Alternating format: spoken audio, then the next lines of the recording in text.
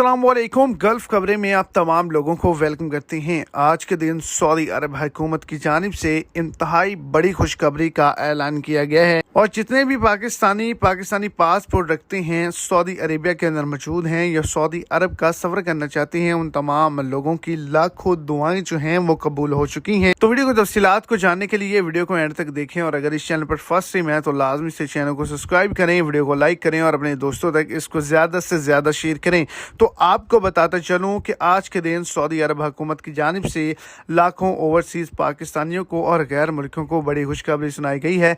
Vision 2030 के हवाले से 4 लाख नए वर्क वीजे जो हैं वो सन 2023 के महीने में ही जारी किए जाएंगे।